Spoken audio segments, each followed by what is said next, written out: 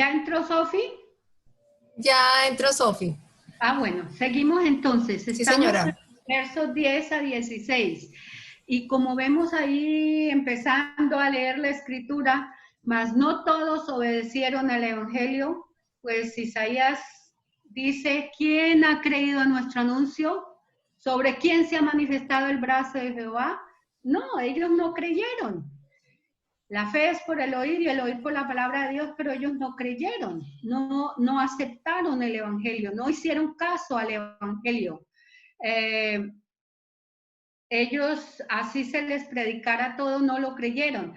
Y estaba contándoles que en Pentecostés, pues Pedro, predicó y fue un largo tiempo en el cual 3,000, 5,000 personas, yo me imagino eso era una mundial de gente de un día para otro y ellos tratando de disipularles y hablarles de todas las cosas que Jesús había comenzado a hacer y a enseñar.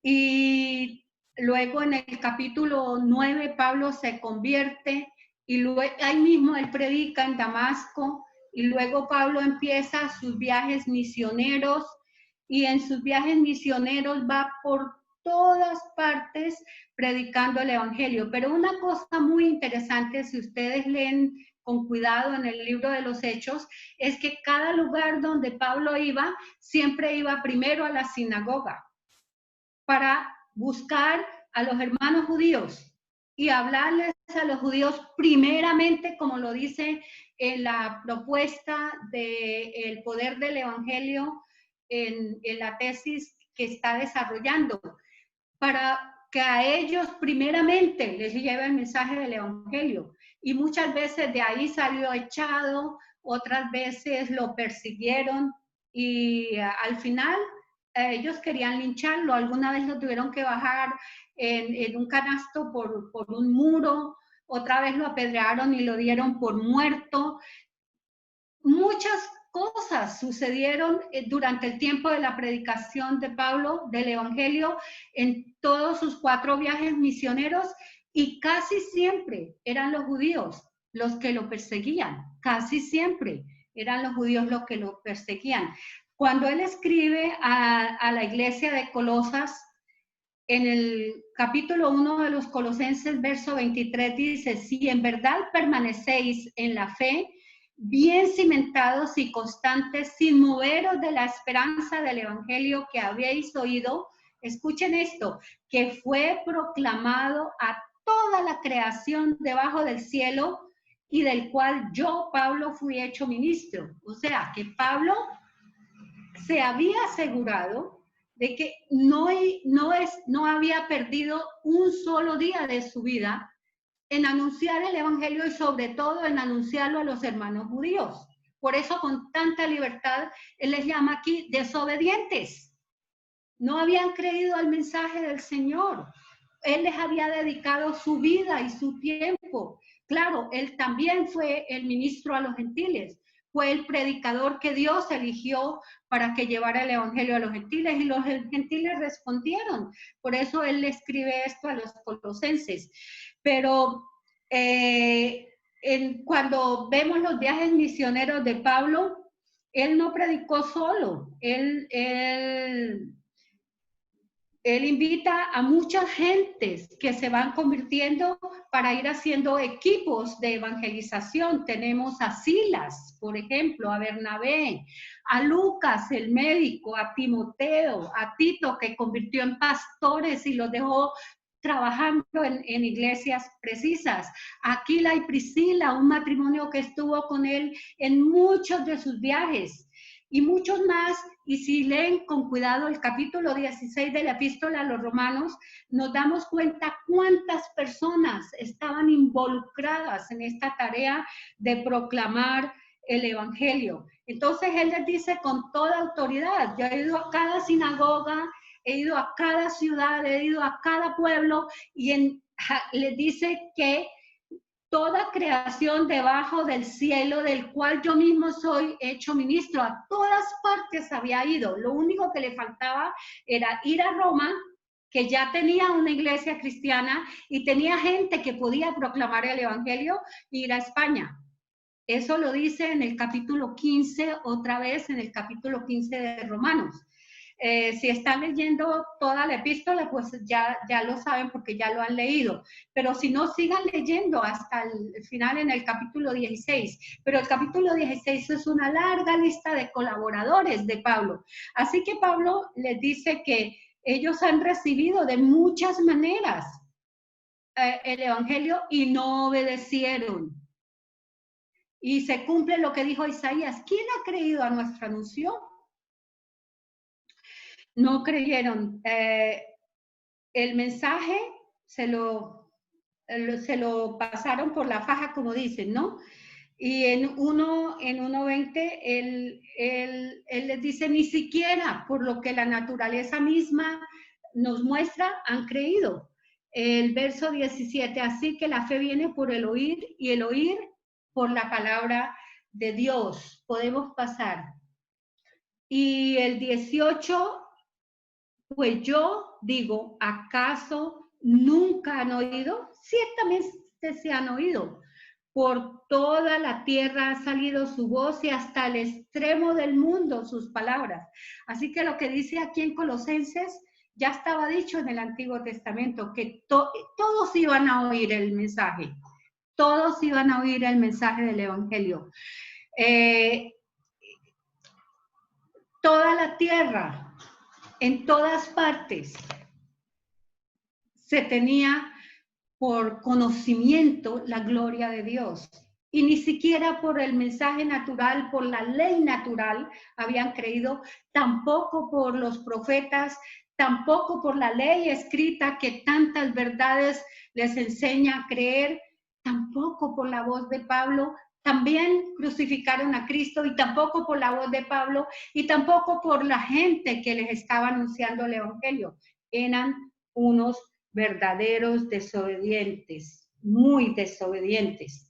Y a ellos se les había entregado muchísimas cosas en sus manos, tenían en sus manos todas las escrituras, pero eran fanáticos por un lado o eran seculares por el otro.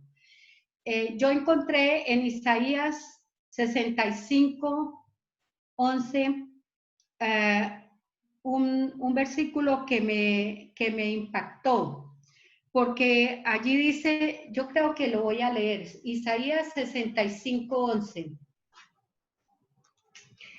Es un versículo que nos muestra hasta dónde habían llegado ellos en el tiempo de Isaías, imagínense. Fuera de eso, ellos siguieron deteriorando su fe hasta el tiempo de Jesús.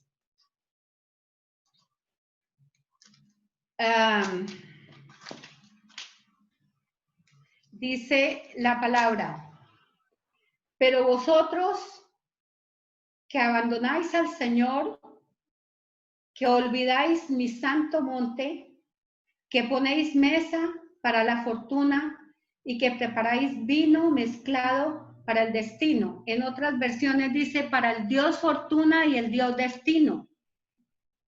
Aquí está, está ahí también.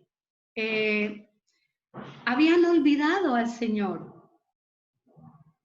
Israel había conocido todo, pero ahora era un pueblo celoso de lo que Dios había dado al mundo entero. Ahora querían exterminar el mensaje del evangelio. Pero como los gentiles le encontraron a Dios, los gentiles aceptaron el evangelio, entonces ellos estaban molestos. Y Pablo lo que está tratando de hacer en este pasaje para llevarnos al capítulo 11, donde nos muestra cuál es el destino presente y futuro de Israel y cómo quedan los gentiles en todo esto. Él está preparando para el capítulo 11, pero Pablo quiere devolverlo, Constancita, pero Pablo está mostrando aquí que él está provocando a celos a los judíos para que entiendan que aquellos que ellos consideraban humanidad de segunda categoría, eran los que ahora tenían el privilegio de conocer a Jesús, de tener la salvación, de ser justificados por la fe, de tener relación con el Padre. Pero Israel estaba quedándose atrás y habían llegado a tal su falta de conciencia en buscar al Señor, que ahora eran de fanáticos, habían pasado a ser secularistas, tal vez estaban adorando las estrellas, quién sabe qué, eran idólatras, eran esotéricos tal vez, porque dice que estaban poniendo mesa a la fortuna y al destino, pero yo los veo más como secularistas. Y de verdad, cuando hubo el holocausto judío en Alemania, los judíos estaban totalmente secularizados. Lo único que les interesaba era tener posiciones en el gobierno y lo único que les interesaba era fama. Eran súper inteligentes y donde quiera estaban metidos en el gobierno. Y viene esta gran catástrofe para ellos, el holocausto judío, en el principio del siglo, cuando la guerra mundial. Pero ¿por qué? Porque ellos no obedecen al Señor. Ellos están buscando sus propios beneficios. Imagínense, ponen mesa para la fortuna y libaciones para el destino. ¿No es eso lo que hace el mundo común y corriente? Pablo estaba horrorizado ante esto.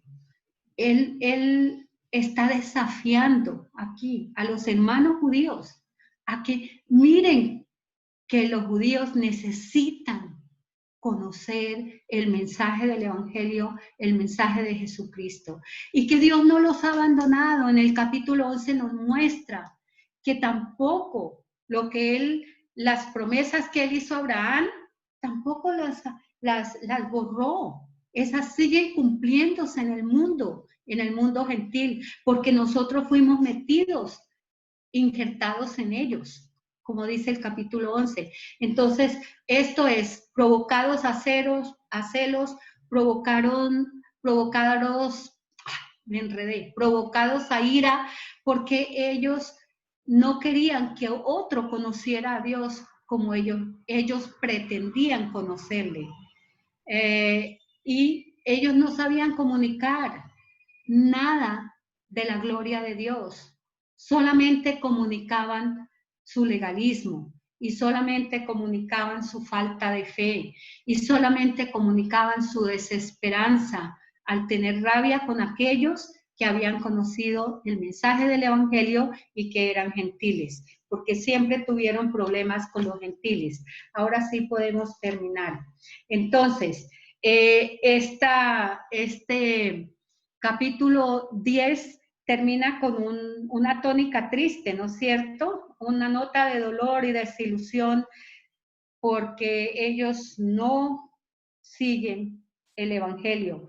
Todo lo que Pablo les dice estaba ya dicho por la ley y los profetas para hacerles entender que hay una continuidad de fondo en el programa divino al cual ellos están invitados en primera fila. Porque no me avergüenzo del Evangelio, es poder de Dios para salvación a todo el que cree, al judío primeramente y también al griego. ¿Ven ustedes que en esto se cumple toda la tesis de Pablo? Porque en el Evangelio la justicia de Dios se revela por fe y para fe, como está escrito, mas el justo por la fe vivirá. Ese es el mensaje del Evangelio. La justificación por fe es cuando nosotros volvemos a tener comunión con Dios, intimidad y comunión con el Padre Celestial a través de la obra redentora de nuestro Señor Jesucristo, que hace todo lo que la ley no pudo hacer para que nosotros fuésemos salvos. Entonces, ese es el mensaje del Evangelio. Vamos a darle gracias al Señor por el Evangelio que tenemos. Y recuerden que hoy hemos salido de esta clase con una carga de responsabilidad, que nuestra vida tiene que ser una luz viviente, una antorcha que muestra el camino a Dios. Nuestra propia vida, si no digamos una sola palabra, la forma como vivimos tiene que reflejar que Cristo ha cambiado nuestra vida y que nosotros tenemos una esperanza presente y futura de la gloria de Dios. Señor, muchas gracias. Te damos por el poder del Evangelio que transforma, que por la obra del Espíritu Santo cambia la vida, que por la obra del Espíritu Santo nos permite conocerte y nos permite tener comunión con el Padre Celestial. Gracias. Gracias porque toda la divinidad unida está de acuerdo en la salvación de la humanidad. Y yo quiero ser parte, Señor, de todo ese conjunto de seres humanos que quieren que el resto de la humanidad conozca que Jesucristo es el Señor y que necesitan el Evangelio para salvación. Gracias, mi Señor. Úngenos por el poder tuyo y no nos permitas tener miedo de vivir y de comunicar el